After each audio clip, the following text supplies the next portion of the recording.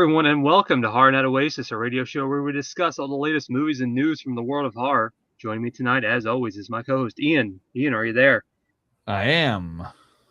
I know we were talking a little bit backstage, and we were getting into it, so we figured we better hold our horses and hit live before we just do a show off air. But we are here to do a special, and a little beforehand, I'm a little under the weather, so if I pause or cough or sneeze, I apologize in advance.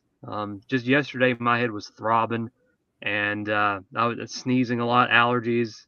It was rough yesterday, but hopefully I don't have any issues tonight. But just a precaution if I do. But we are here, and with a little special that again came on a whim, like, hey, let's do this, and it is something that we kind of wanted to do. Because like it was something that we were interested in, and we talked about it off air, and something else popped up. Like, well, that's a good double feature. Let's do it. And we have ourselves our Attack of the Bride special, where we are going to be discussing the brand new Maggie Gyllenhaal film, The Bride, along with, I didn't know this before I started it, but it's Asylum mockbuster Frankenstein's Bride. And we're going to pit them together and see which one is the better bride. Who has the best wedding? Who has the best dress? And just, have fun and just, again, do what we usually do and just pick things apart and shoot the shit. Yeah. But, Ian, I guess let's get into this with our first feature. And we're going to, I don't know how in detail we'll probably get into spoilers because there's a lot of parts in here that we'll have to discuss. But let's get into The Bride. Maggie Gyllenhaal just came out a few weeks ago, I believe, and apparently it did not do so well at the box office. I don't know why. But I mean, there's reasons. But so The Bride takes place. Well, first off, we got to get the thing out off our chest here first. If the film opens up with our lead, who is Jessie, the actress Jessie Buckley, and she is playing Mary Shelley, and so we're getting a sort of an introduction to her character and how she is going to make a stand or a purpose in this entity style state where she's not practically finished with what she wanted to do when she was younger and accomplished. After the, Frankenstein, apparently she had more to say. And so now she is going to find a certain individual and a woman to possess and make herself known, in a sense, and become a better or a stronger person. I'm assuming is the take I get, and that's where we're introduced to Ida, who is with this sort of mob family in the 1930s. It's in Chicago, and she has some fallings out with a couple people, and there's this whole scene where like the oysters and the mob boss and some other people there, and she's sort of making a scene, and so they take her out back, and she's kind of not having it, and she's at the same time she's getting possessed, right, by Mary Shelley, so she's acting out and just throwing herself out there and having this this bigger vocabulary and these these sayings and sentences and just lashings out, and they're unsure what's going on with her. And while all this is happening, the guy that she was technically with decides to push her down a flight of steps, breaking her neck, breaking her leg, and basically the barrier. And then we're introduced to Frankenstein, played by Christian Bale, and he meets a Dr. Cornelia. I'm kind of just doing the basic plot points. Not really going into detail yet.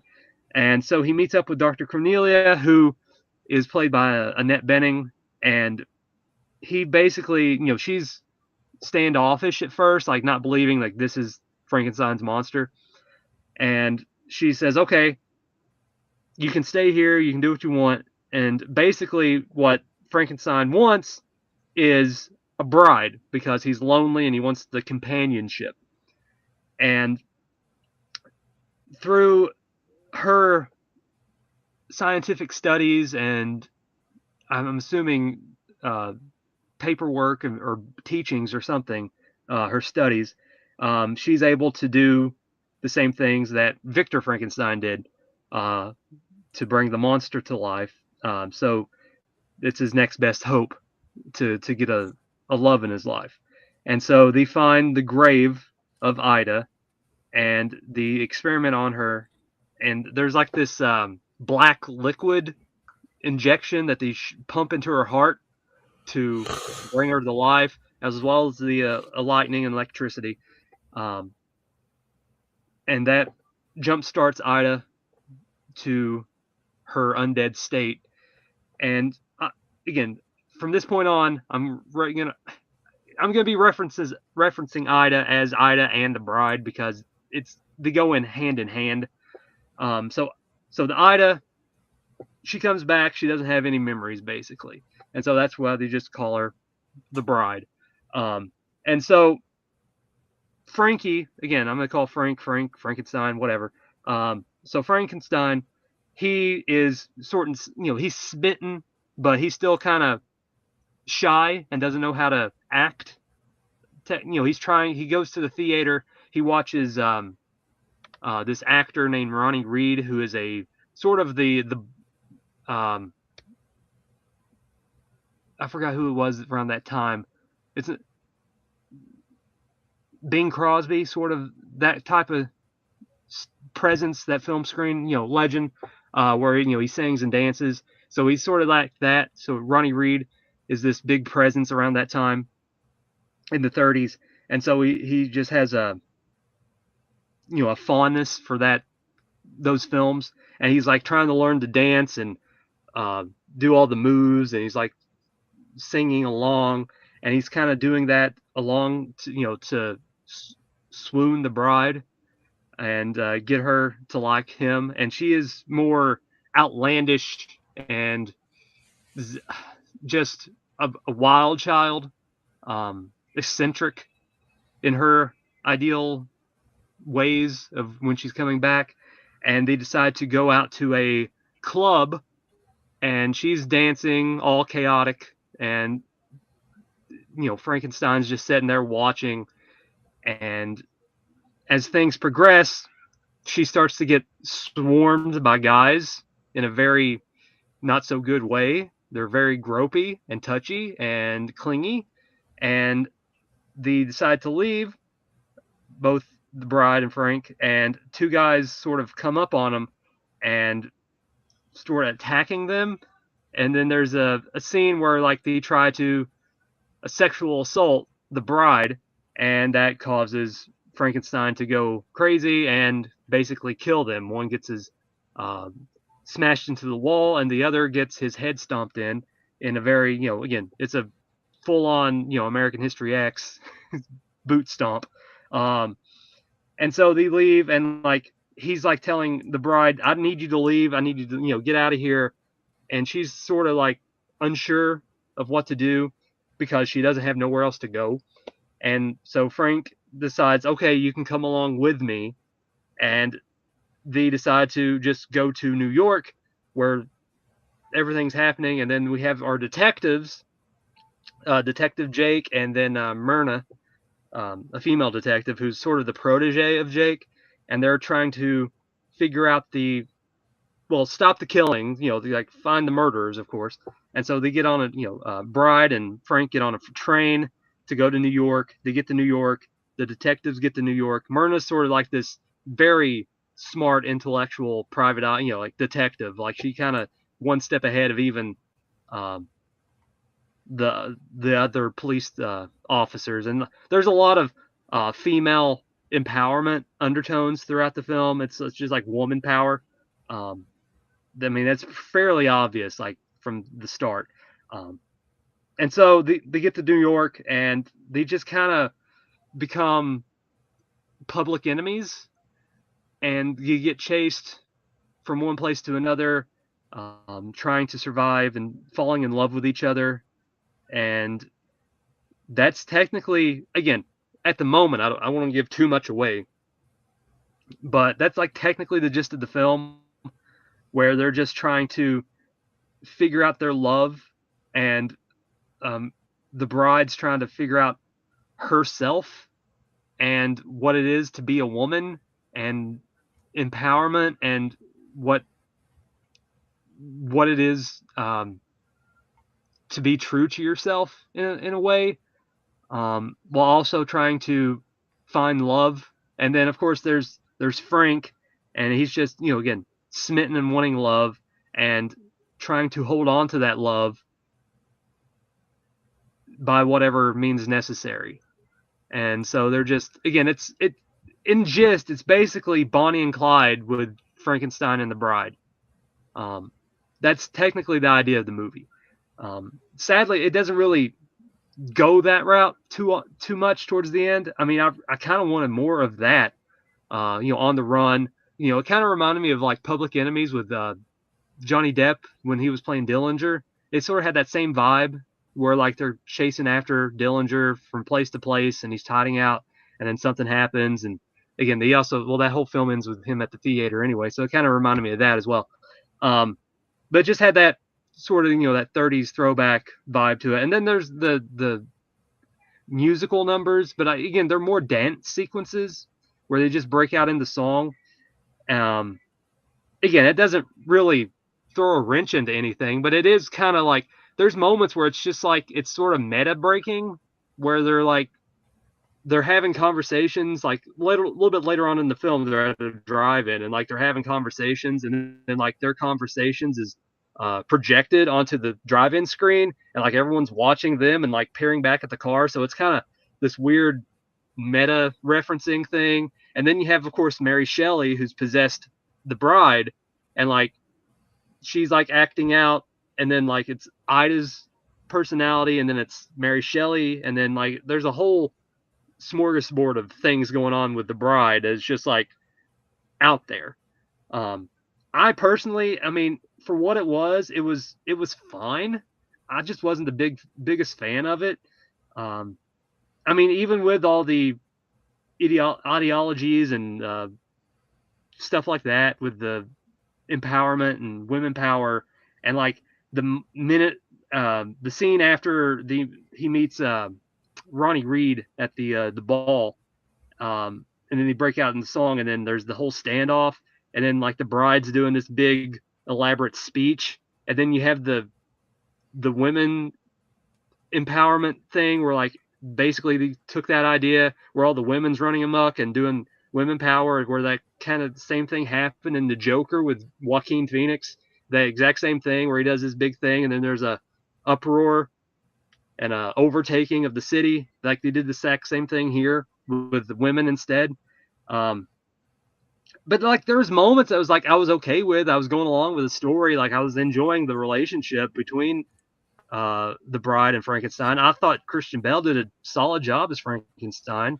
But again, that's Christian Bale. He pretty much gives it his all. So like I really liked his portrayal of Frankenstein. And just like how he was sort of shy, and then he just like let out like once the bride started to attack people and kill people, and that kind of got him a little riled up. Like, oh, that's how he got me going. Yeah. So like he was like falling in love with her, as like all these things. He's like, he didn't know how it, his feelings was, and he's finally able to act out in a way. And again, the whole Bonnie and Clyde style, because that's sort of like how that turned out as well. But yeah, like everything else, like it's just like it was a hodgepodge of things. Like it at moments it just felt like the film had an identity crisis. Like it knew where it wanted to go, but it just like it had so many outlets, and it just wanted to touch and reach out to all those outlets, and like we need to make this happen and that happen and have this message and that message and this and have this scene with that, and it's just like, and then like the the personal duality between Mary Shelley and Ida, and trying to figure out that character development as the film progresses. Like, okay, who's talking now? Who's this? Who's that? And it's just like a bunch of things that just like, I wouldn't say shoehorned in, but just felt like, oh, we need to have this in there for no reason whatsoever, just to make a point. Again, it's like it got to the point where that last act felt like a chore to get through. Personally, for me, I was just like, I was kind of just drained, and I started it early too. And I was like, my goodness, I'm already drained, and there's still an hour left, or at least 45 minutes left. It was just like, because it's a 2 hour long, 2 hour runtime, and it was just like, I'm ready for this to be done. And it was just one of those where it's just like, it looked good, it was well shot and stuff, but it's just like, after a while, it was just draining, and it just got to the point where it just, I wouldn't say it became numbing, but it just to the point where it's just like, I do not really care about the message, and I wanted a fun Bonnie and Clyde sort of Frankenstein movie with the undead monsters. I was like, that would have been cool having them go on like murder sprees and do more stuff like that. But like they stopped the murder sprees. They only killed 4 people, 5, somewhere in there. Yeah, something like that. Yeah, so it's very, very small. I mean, it's a handful of people, but like I expected a little bit more with like them and their spree, but it's not really their spree. And then you have Jake, who comes along in there, the detective, and like, oh, I feel for them and I'm understanding of them, even though I'm hunting them down. Like, he's trying to push that off on the Myrna. They have the same mentality and mindset, because of like everything that happened. And then there's also the subplot of the mafia boss and like wanting to put an end to things, where like, oh, that doesn't seem like you finished what you started, so there's like the person that pushed her down the stairs that's trying to tidy up everything for the mob boss. But again, it was fine.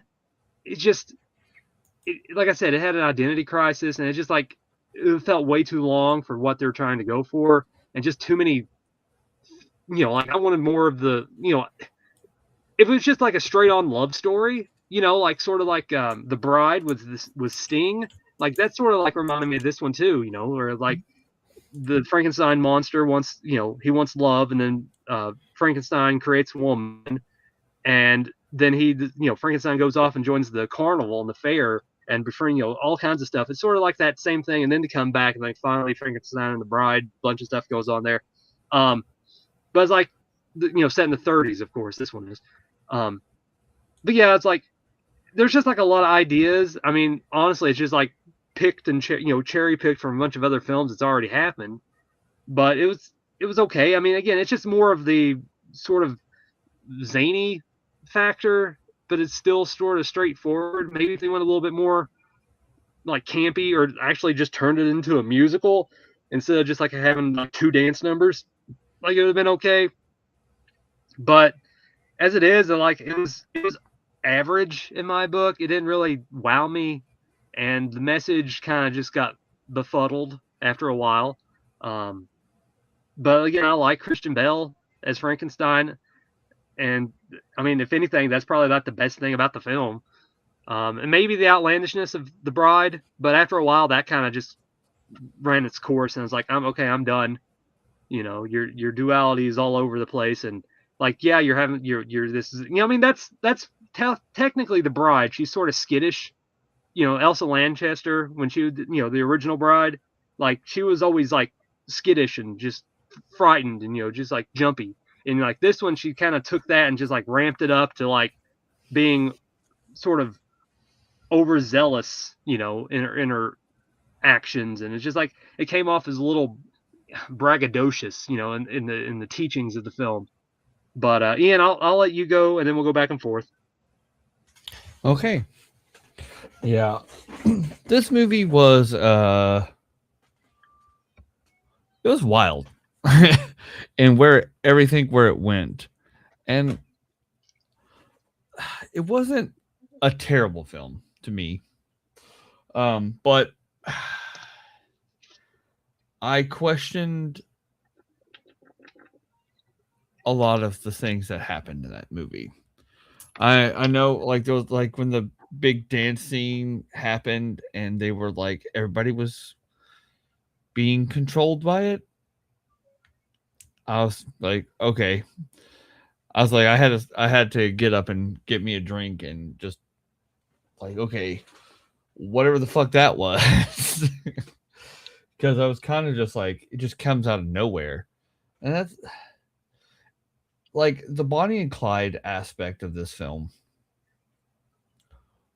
was probably the best part. Like Romeo and Juliet meets Bonnie and Clyde, especially like, you know, everything that happened later on in the film. They like, I get what they were trying to do. I just felt like they tried too hard to do what they were trying to do. Like, this movie did not need to be 2 hours long. Like, it really didn't. Because there was just so many scenes where that was just completely unnecessary. That was just like dragged the film down a little bit. And it was like, and there was a lot of sexual assault in this movie, and I get it. Like, I get why. Like, this is not me critiquing that part. But like, I was just like, you know, getting uncomfortable because I don't like that kind of stuff in general. So like, I was just like, ooh. But it was made. I know it was put there to make you uncomfortable.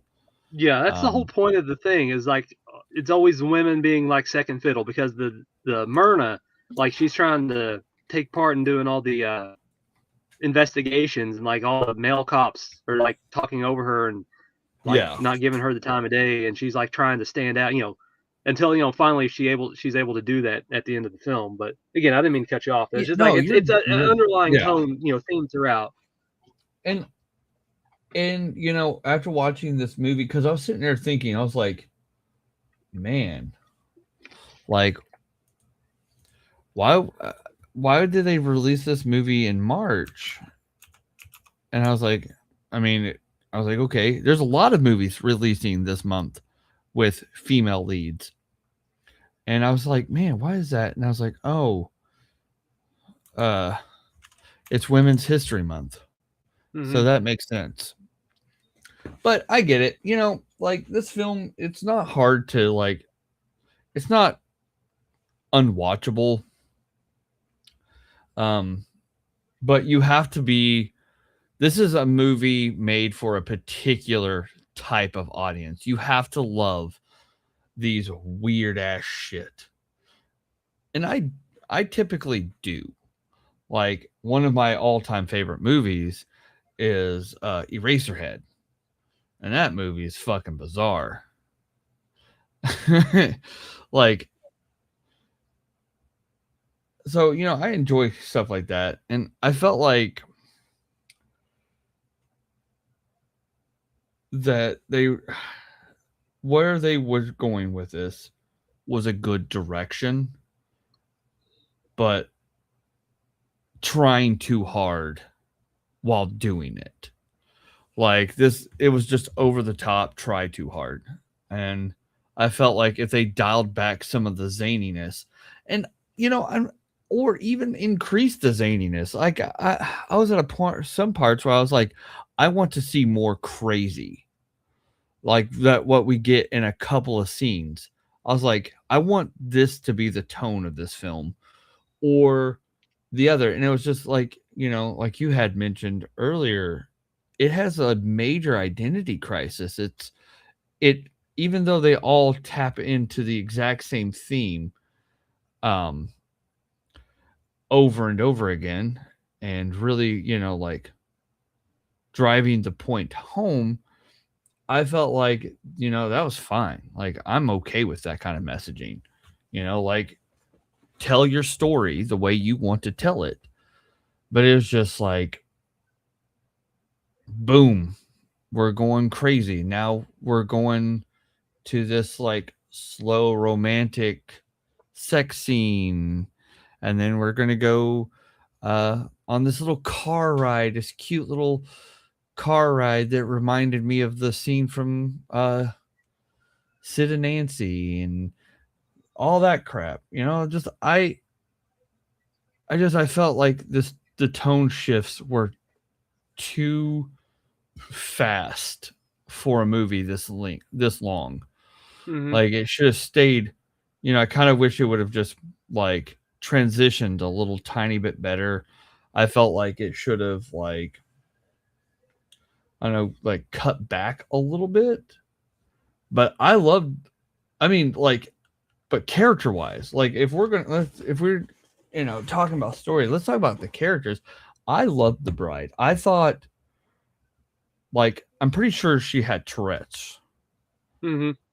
Like that's I don't know if I missed them saying that or something, but like I know she was being possessed by Mary Shelley or something. Something that was weird.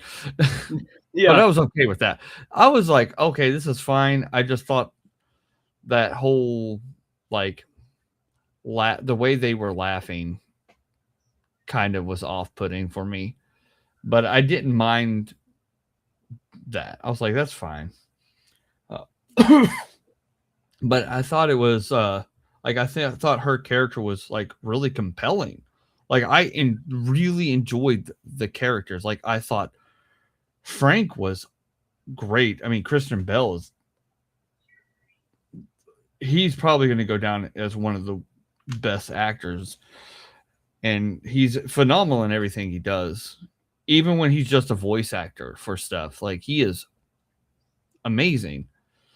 I thought those two, and I thought the chemistry they had together was phenomenal. I felt like I actually felt their characters like love for each other. Like I was being swept up into that, but it was just all the other stuff that was just kind of getting in the way of that story, and like some of the crazy shit she does. And it's just like, was this who I am before, or is this something that came afterwards? Like trying to figure out, like, have I always been this crazy, or did this thing make me crazy? And no, like, and it's just like I like that. I like that whole um coming to terms with who they are, and that I was like, I started really feeling it, and then like toward the end, and we got the ending we got, and which is what I kind of had a feeling was going to happen when I saw the trailer, because I watched a lot of shit about Bonnie and Clyde. Yeah. No, you pretty much know what the film's gonna end. Yeah. Us mentioning Bonnie and Clyde. You know, I just wish that it was just toned up a little bit and I mean, toned down. I think I mentioned this to you before we went on air. Like it just felt like it needed a different. I don't mean no ill will intentions or anything, but just like it needed a better director. Someone that could handle this type of undead sort of mesh of tones. Well, he's dead. That's the reason I was like saying like you can have someone like Guillermo del Toro, who does like the gothic and the love stories. Oh, and all I that feel stuff. like he would have been fantastic. Yeah, I would have loved since to see David Lynch. He already did his Frankenstein, but I'm just saying like you need someone that can like do like the proper, sort of the modern tone of that, and not the gothic characters. No. But I'm just saying like in modern day 30s, but you just need someone that's like well versed in that and like can do both genres, at love and the gothicness in modern times. Yeah. Um, it just felt like, again, this is like her Maggie's second movie, and it's just like, I mean, it's a lot to really. I mean, again, props, but it's just like there's a lot of meshing tones, and it just didn't fit properly, in my opinion, with everything that she was trying to achieve with this. Again, I don't know if she came along and did something with the script or just the way that the script was, but it needed something else in there to someone that could actually like wrangle that, because it was all over the place. Yeah. I mean, like I feel like this is a movie this is a type of movie that I have been really wanting for a while. You know who would have And done good with if he who? was still alive? Stuart Gordon. Because you had freaking Bride of Reanimator, and like how that one turned out is just like crazy off the wall zany stuff. Like that would have been he would have done good. Yeah. He would have been able to mesh it well. I, That's just me throwing out ideas.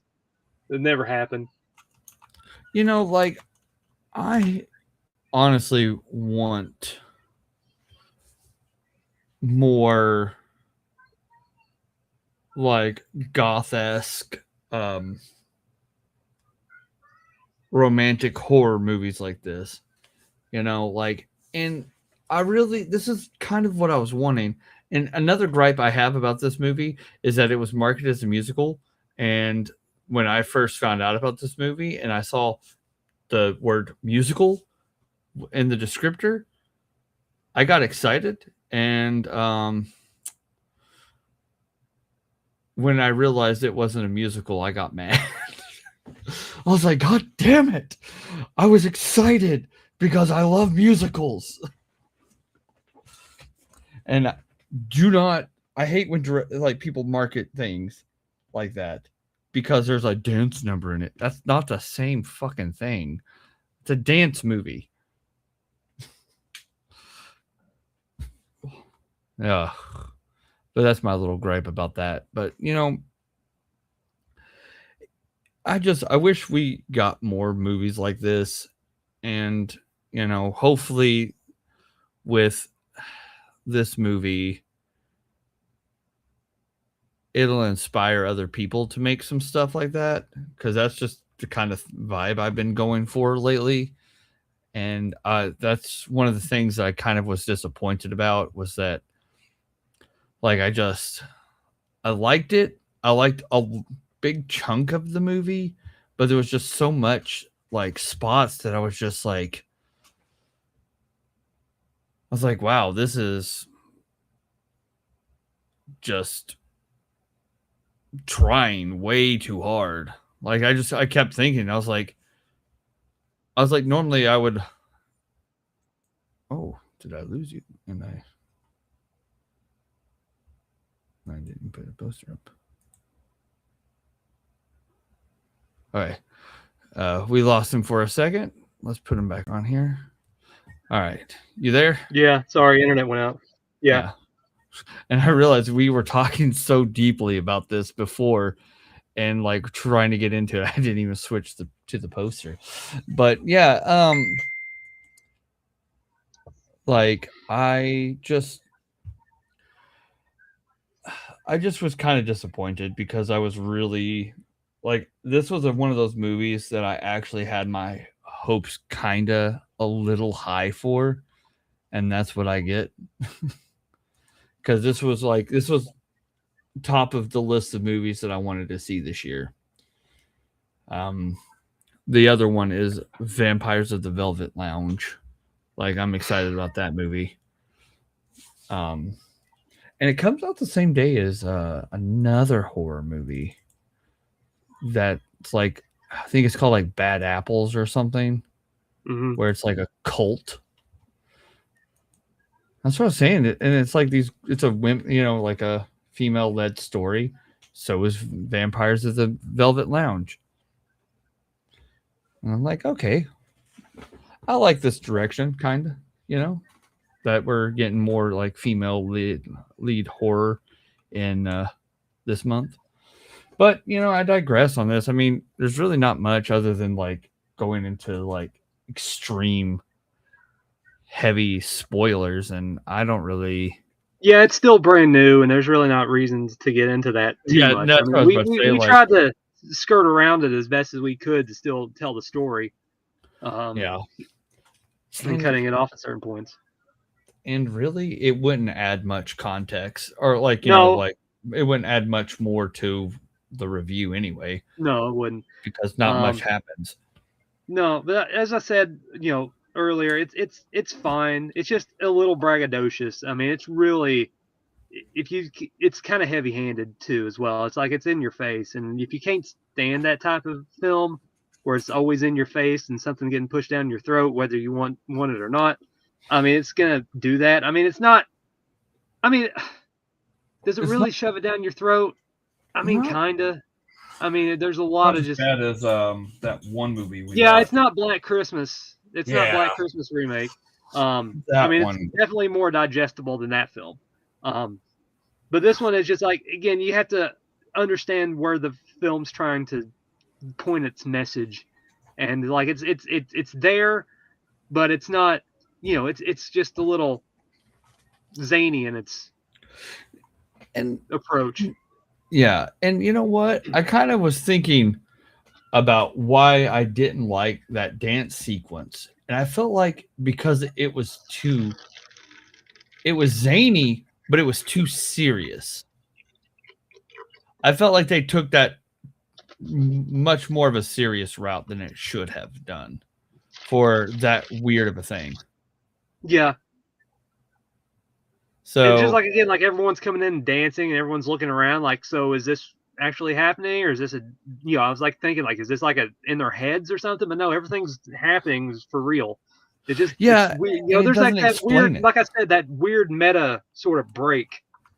Yeah.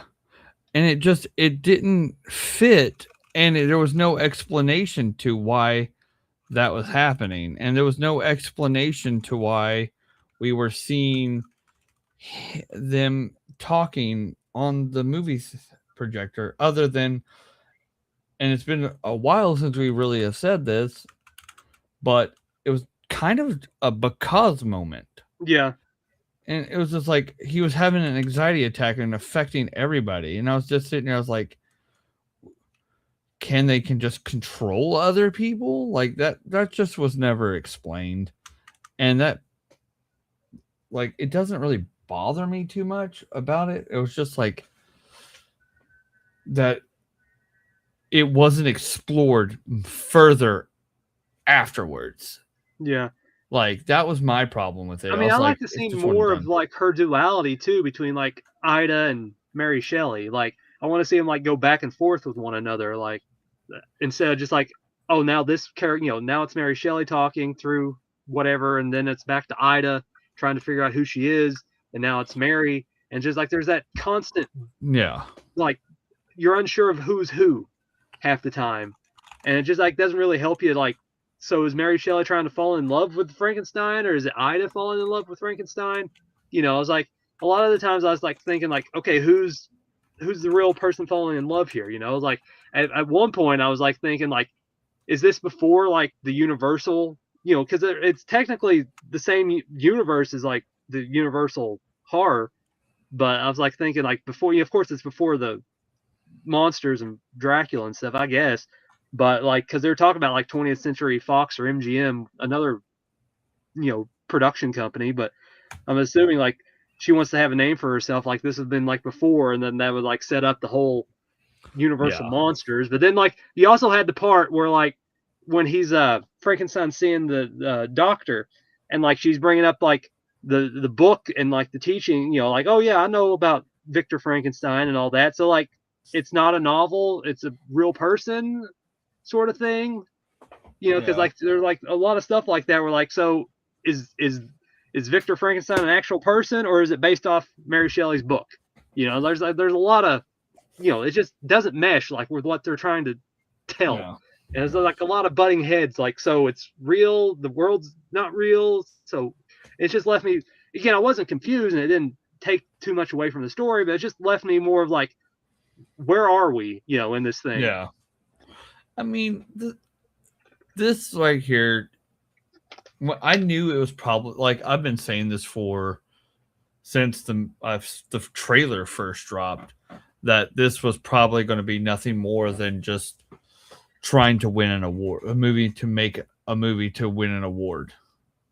Like that's all I felt like this was, and sometimes that's not a bad thing. It's not necessarily a bad thing in some movies that are made to win an awards, like what I brought up. A Shape of Water was pretty decent.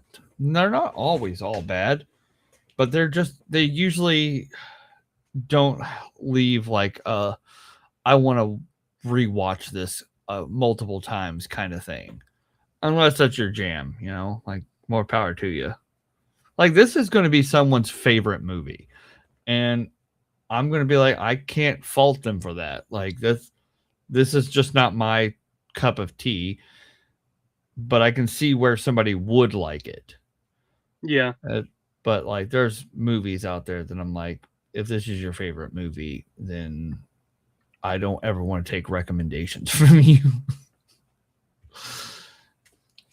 But I digress. That's all I have for this. Yeah, I mean, without getting into spoilers, which there isn't really that much, but yeah, it's still new, and there's really nothing else I really can say about it. It was average to me. Like again, I like Christian Bale's Frankenstein. I wish they went a little bit further with some of the deaths, and honestly, sort of the Bonnie and Clyde aspect portions of the film. Oh yeah, totally. They needed to go like more, more craziness. I wouldn't say craziness, but just more going out there and just causing havoc, like the theater thing. Like they're still trying to act conspicuous and hide by going to see the white zombie instead of the other film, the Ronnie Reed movie, the dance number. So they go sneak in the white zombie instead, and it's just like they're still trying to act conspicuous and just hide. And like, if you're wanted and you're, public enemy number 1, act out a little bit. At least, the Bride sort of still did that, but like Frankenstein was still a little reserved throughout the whole thing. And like, again, it's like, I don't know, it's just like a duality going on between everything in the film. But I digress. That's gonna do it for The Bride. And Ian, I guess we're gonna continue on with our next one, which, like I said earlier, I did not know until the Asylum logo popped up there that this was the mockbuster version of The Bride to come out. And here's the thing about the Asylum. You can put the poster up.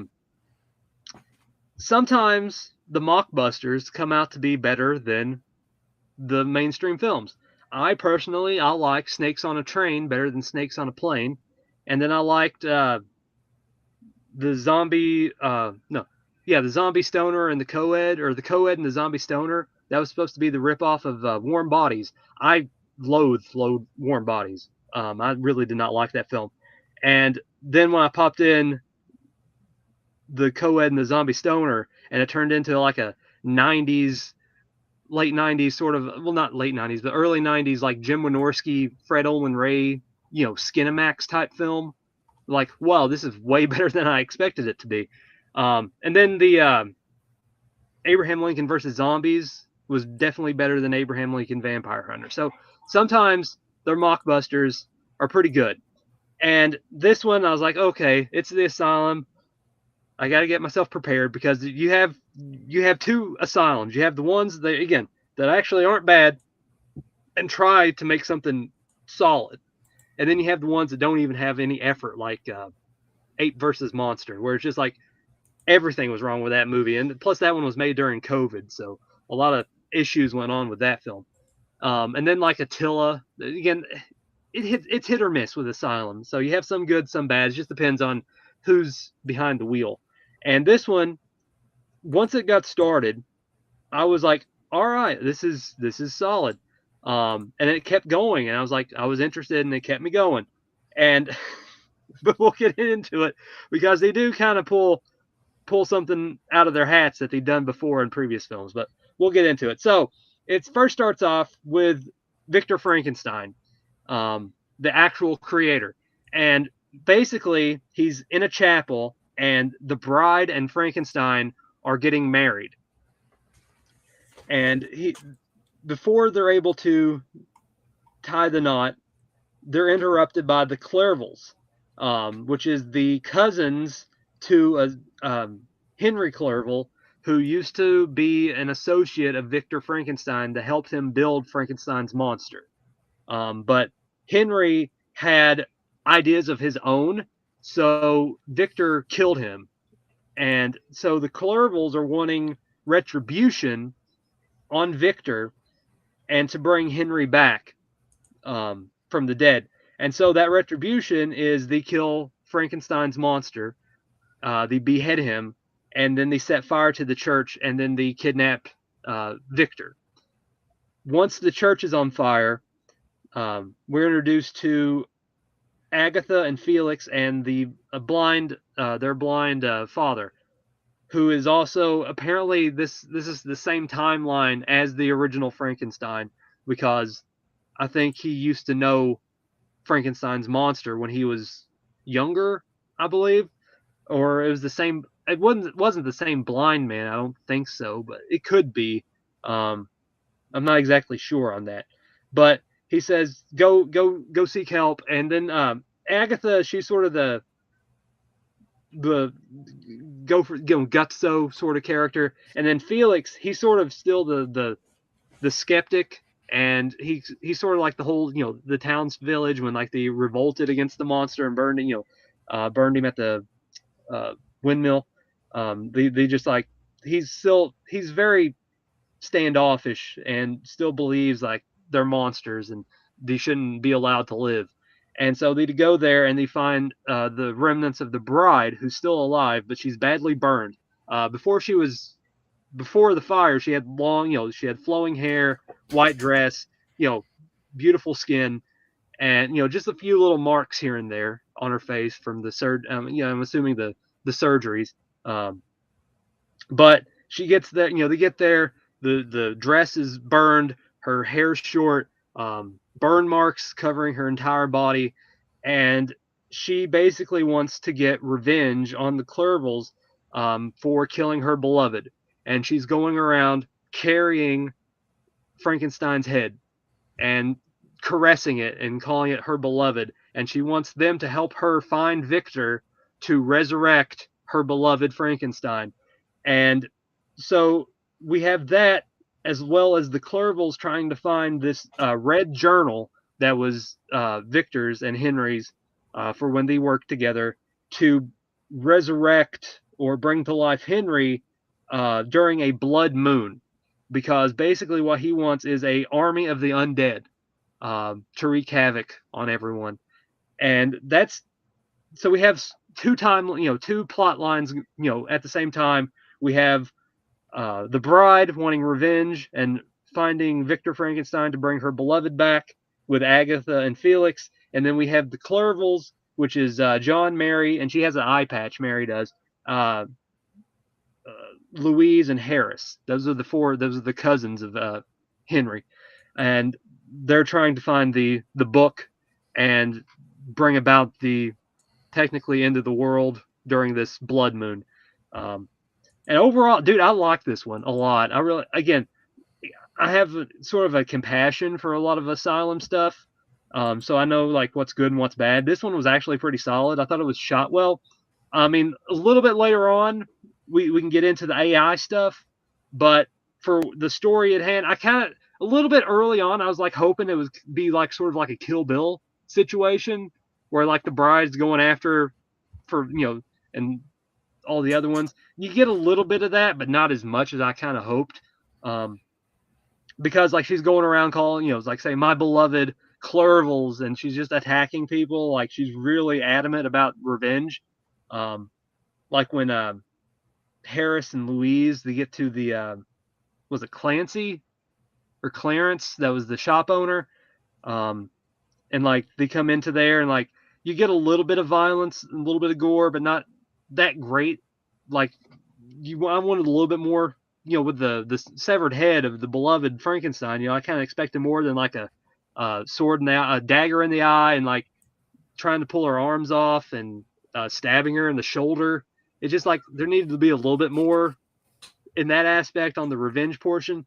It got a little bit over the top towards the last act, which is kind of the go-to for a lot of the Asylum blockbusters. They did a King Arthur mockbuster, like King Arthur and the Knights of the Round or something like that, and they they did something like they did in with that film, where like, because I was like saying this, hopefully this doesn't end with like someone growing to giant lynx, and it does, because in that one, like they have they're like in a dojo, they're like master swordsmen, and like there's this BDSM queen, and like it she just turns into a giantess, and she's in like this BDS like tight leather outfit with high heels, storming through a city, and it's like ridiculous, and like they just cannot stop like making someone super super tall,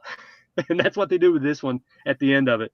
But I didn't think it really like it was any deterrent from the film. I think it kind of added to its charm a little bit, in my opinion, because like there's some CG, not CD, but AI with added CG elements here and there to with like the lightning and stuff. But like they use AI for like when the undead army comes and attacks people. But I didn't think it like. I mean, it's obvious. It's pretty obvious. But I didn't think it really hurt the film, in my opinion. But I still liked it because it was just like a fun.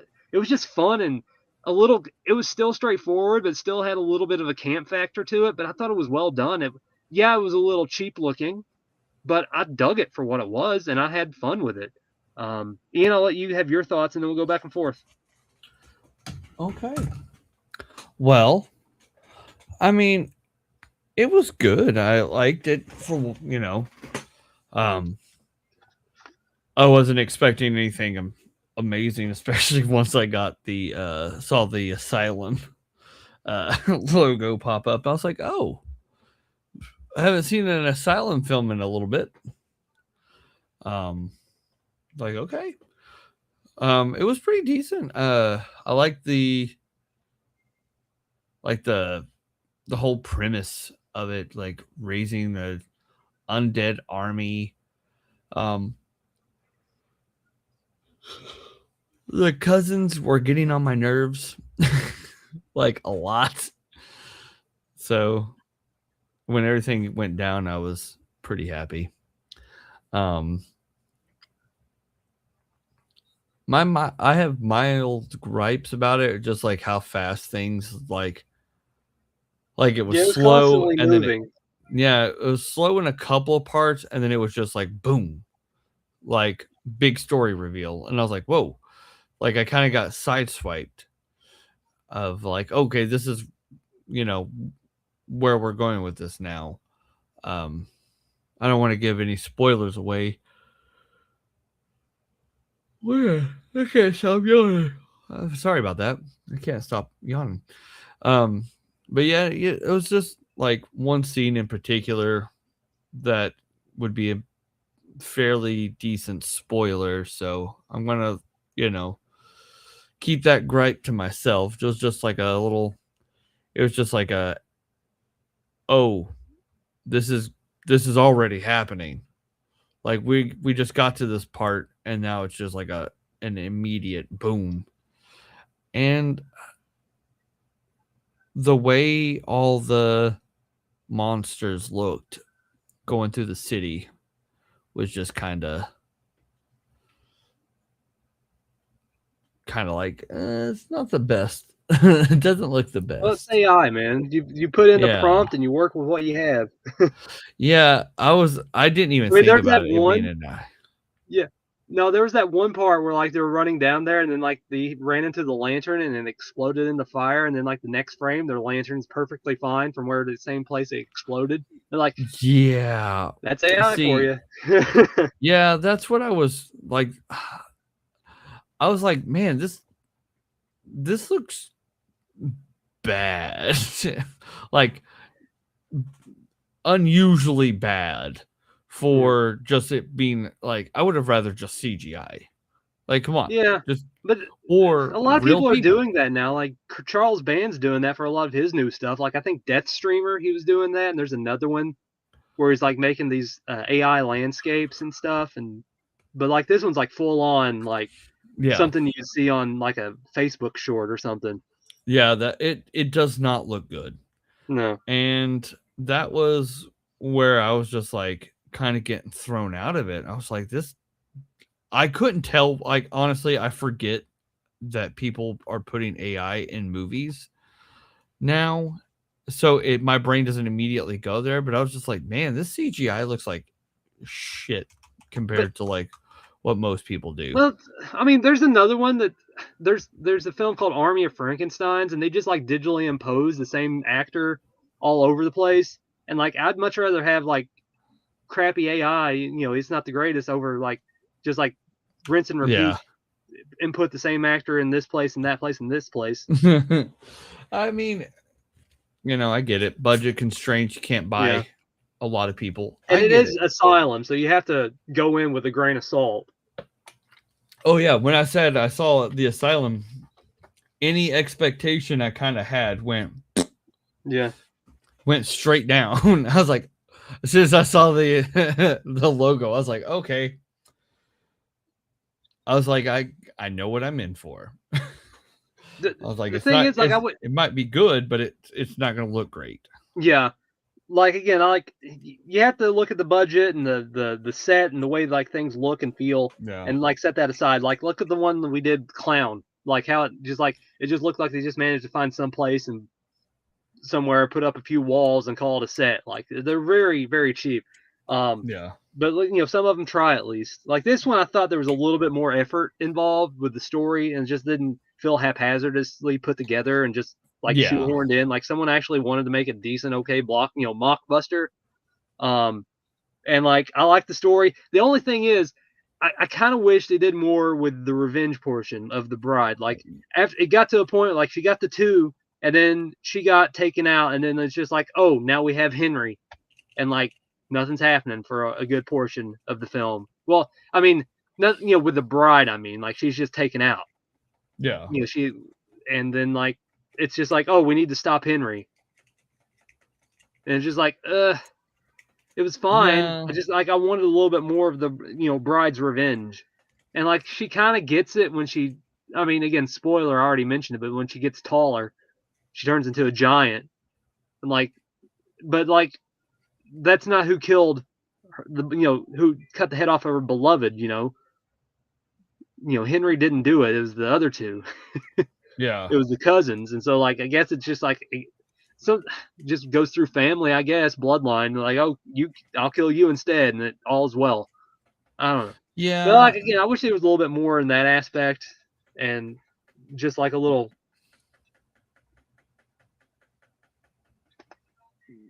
just more urgency and like her revenge, because she's like adamant throughout the whole film, like Clerville.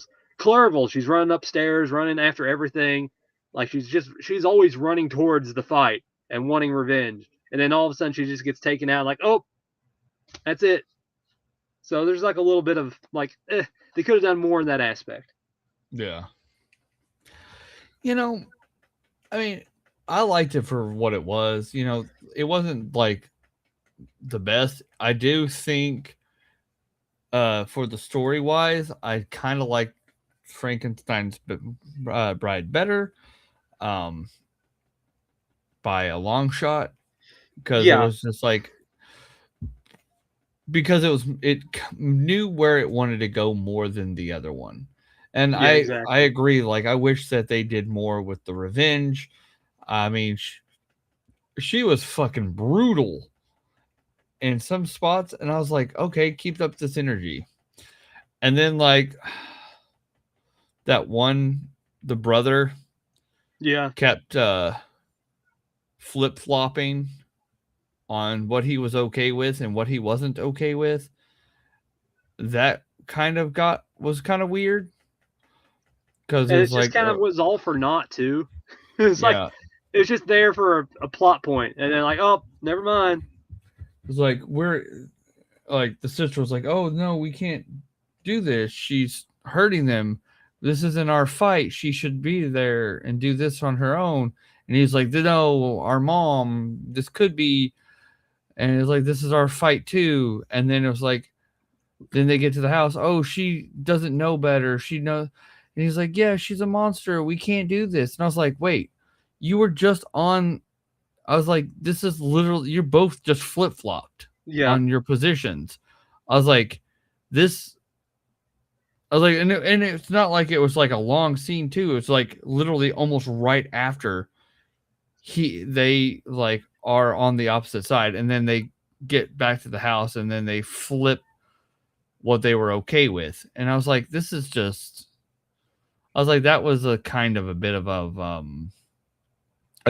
don't know if it was just a continuity error or what, but like, or I missed something, but I that's don't know. just It's how just I. one of those constraints. It's like when, it's just like it's just there to move the plot forward. It's like I'll let you live, but you have to get me in touch with like the lead, the leader of the Clervals, and then like 2 seconds later, the bride kills the guy. Like, oh, never mind that plot point. Yeah, that's what I kept feeling too. Like they were just like introducing these plot points just to remove it, just to get another one, just to remove it, and then get another one. Yeah, And or like, then oh, I wonder how come Harris isn't back yet? I don't know. Louise, go, and then Louise shows up. Oh, you're dead.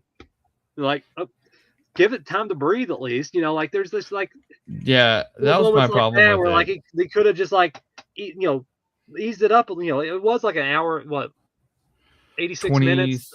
yeah, hour and 26 minutes. But Yeah, and that's the thing. I I feel like both of these movies should have had their runtime switched. I mean, I wouldn't have been complained. I like the story of Frankenstein's Bride Yeah, and very much. I feel like if it had the bride's um runtime, we could have had a chance to give us some time to breathe, to kind of let things happen a little more naturally, other than just feeling rushed. Yeah.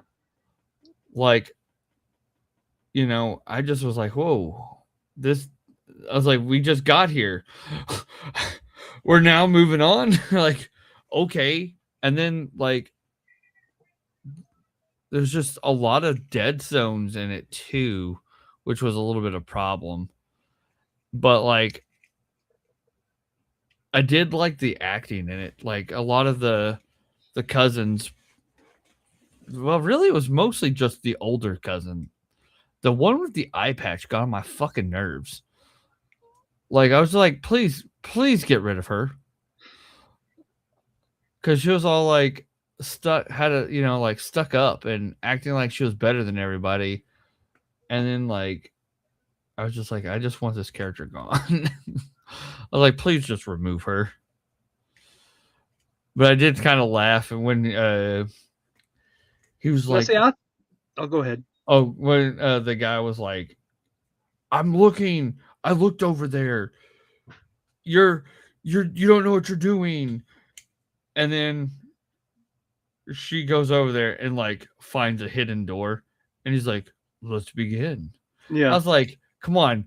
You're just going to overlook the fact that you were just being a dick about it, and now you're just going to be like, well, let's like just immediately. Oh well, let's go on. No, but I was gonna say I'm gonna go back to like one of my earlier comments is like how like the bride just kind of forgets about like her revenge aspect, and like you bring up Mary, the one with the eye patch. Like I was like thinking like Mary, she's gonna pull out the other eye. Just like it's set up. Like she has an eye patch, get the other eye as revenge. Like in Kill But like Bill. yeah, but like they just like, oh, she's gone once she gets brainwashed. Like just like when again John and Mary just like to get brainwashed, like, oh, that's the end of it. Okay, Oh so much for revenge. Like there's just like so many little opportunities there that they could have had fun with, and like once they yeah, came back and like got unbrainwashed, she could have done something, but no. yeah. The I forgot about the tonic, the that Oh little yeah, potion that supposedly made them unbrainwashable. Okay. I actually forgot about that. So one of my gripes was after thinking a little longer on it, because I watched this movie first and then I immediately jumped into the other movie. yeah. And so I didn't have enough time to like actually fully process what I watched. And I was just sitting there, I was like, man, I was like, oh yeah, the tonic. The tonic makes you not brainwashable. Oh, that's why that one guy immediately came back and was like, knew everything. I was like, okay. I was like, my my problem with that scene has been fixed. That's why And you should honestly, watch movies twice. yeah, and honestly, like if we're going based off love story, like this one had a far better love story because she like even though like again like it was budding relationship with Bride and Frank and the bride, like it was just like you know budding, it's just like it didn't feel like fully developed until after she killed someone. Like this one, like as soon as they have like the wedding and like she got he got his head decapitated and like and then she gets saved by the family and then she just wants revenge and like you can feel like her heartbreak right like she wants revenge but you can feel her heartbreak and like she's always caressing and carrying Frankenstein's head. It's like you kind of feel for her. She's just like I want my boy, my husband back, my beloved. So it's like honestly I felt like the love story was better in this one than the bride. I I mean, yes, I agree with that one. But I did actually really enjoy um the love like the new budding romance sequence in The Bride, Yeah. because I thought that was pretty well done. One of the few things that I thought was pretty well done about the movie. And I mean, you know what? I'm glad that they're taking this because you know the original Bride of Frankenstein, like she rejects him, Yeah. and And it's over pretty fast after that. yeah, and I was just like, you know,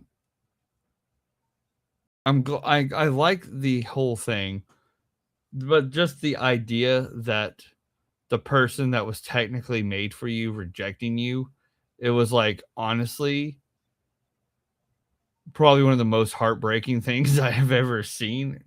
And of course, people laugh because she like hisses at him, and I'm just like, honestly, I used to kind of get mad about it because I'm like, this isn't funny.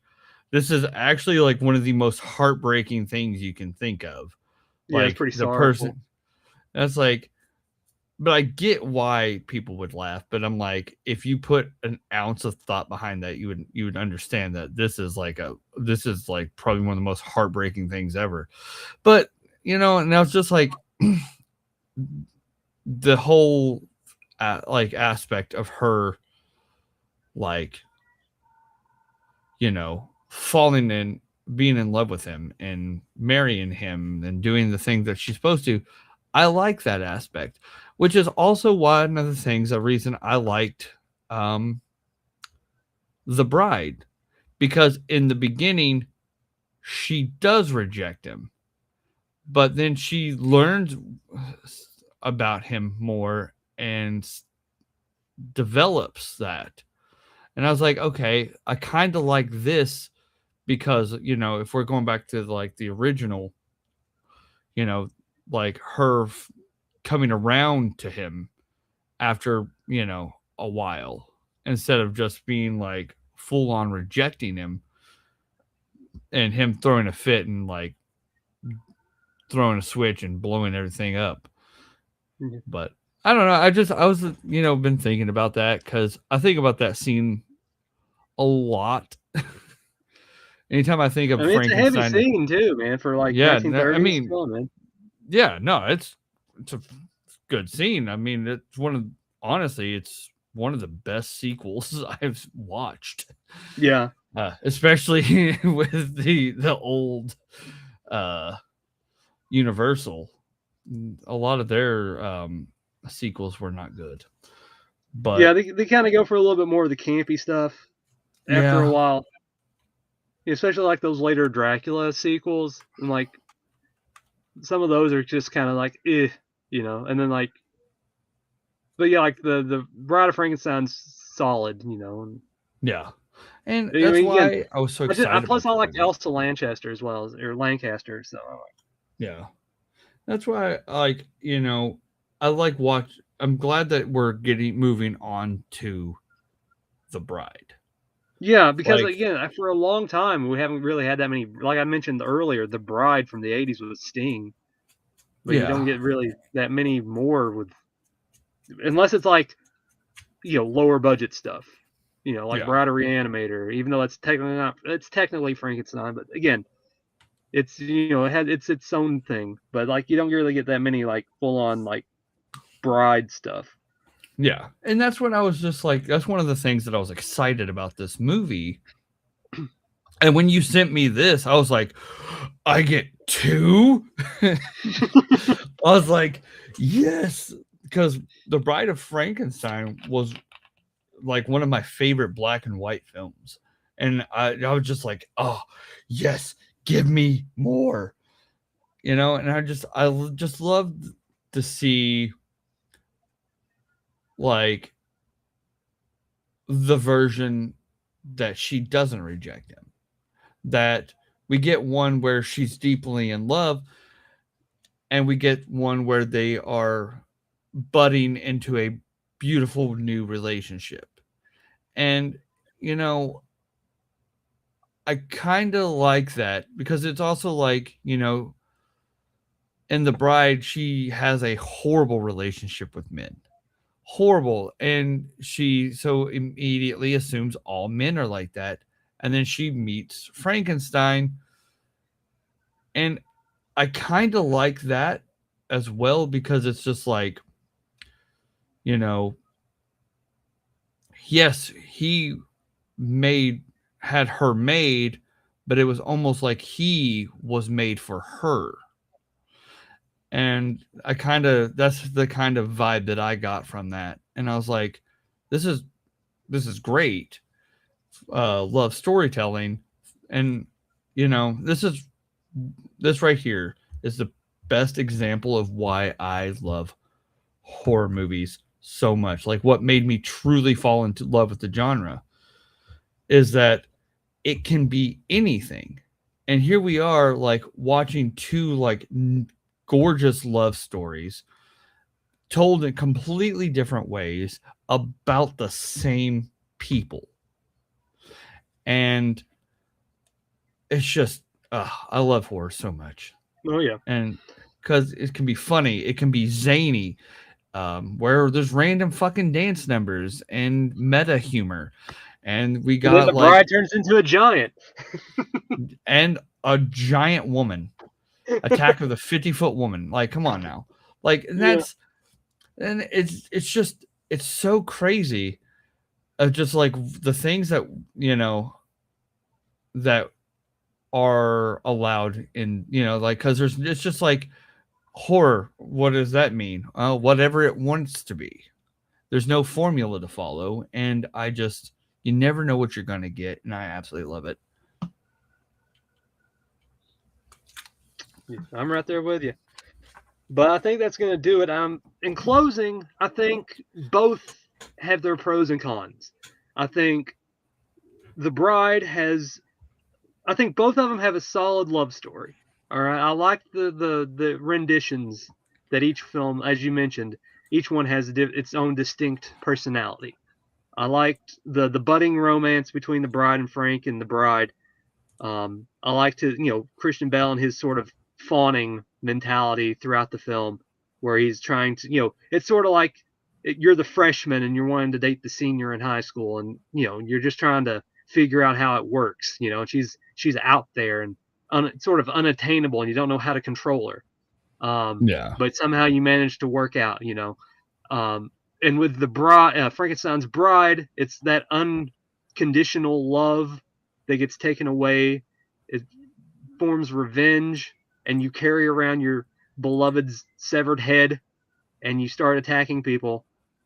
And like, but then there's also the parts of the film where like they could have done a lot more. Like I wish they'd done more with the Bonnie. Again, I think we both said Bonnie and Clyde aspect of the bride we wished was a little bit furthered upon, and it was just a little bit tonally all over the place. Where Frankenstein's bride, we wished it was a little bit more furious with its attack and approach with the revenge aspect portion of the film, and it didn't get lost towards the last act when they introduced Henry's character and like the undead rising, or the Henry's army, and so it kind of gets a little muffled there with that aspect and the AI scenes. So each one has its pros and it's good and its bad aspects. But overall, and again, I preferred Frankenstein's Bride because I guess it was just as Ian said. Honestly, I just wish it was a little bit longer and they could have touched up on things a little bit further, because it just felt way too rushed. And they could have, again, it's low budget movie making. What else do you expect? But like I really enjoyed again, it is cheap looking, it's well as one asylum film can look. I mean, it's fine. But I really did like the story of Frankenstein's Bride, and I just wish the bride was just a little bit more toned back and not as in your face. Yeah. Because it was one of those where it's just like it got to the point where it's a little bit, just like I said, just overzealous in its tone, and just like we're right here and we're not backing down. We're here, we're queer, stuff like that. Where it's just like we're gonna spread this message of women power. But again, it's just they both have good parts and they both have bad parts, but that's movies for you. But Ian, any final thoughts of what I just said, or anything else you want to add before we call this a show? I think this will do it. I mean, we've gone over an hour, and personally, I feel like we probably still have a lot more gas in the tank, but that'll go too much into like pulling apart like the ending of the films, and that's just And we do want people to, again, if you're interested, check it out, give it your own, give your own opinion, come back, let us know what you think. I don't know how many people's going to go out there and watch the Mockbuster, but honestly, you gotta just, again, it's an asylum movie. You gotta take it with a grain of salt. You might be surprised. Like, again, going into it, like me and Ian was, like, again, I'm more accustomed, Ian's accustomed to as well. He's watched the Sharknado movie or two, but again, watching the more mockbusters, I've probably seen my fair share of mockbusters than Ian has. Again, you gotta just like, okay, what's the story? How it's gonna be presented? And I thought they did a swell job in presenting this one and keeping it solid. Again, it just kind of loses a little bit of focus, but I thought they did well for what it was for an asylum picture.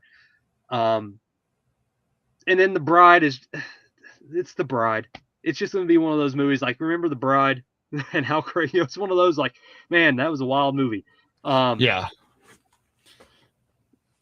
It's just, it might, I don't know, it's not gonna really reach cult status. It's just gonna be one of those is just gonna be brought up in conversations when you bring up other films, like, oh yeah, The Bride. But I digress. Ian, that's gonna do it for tonight. It has been a fun show. I've enjoyed both watching these films and discussing them with you, as always.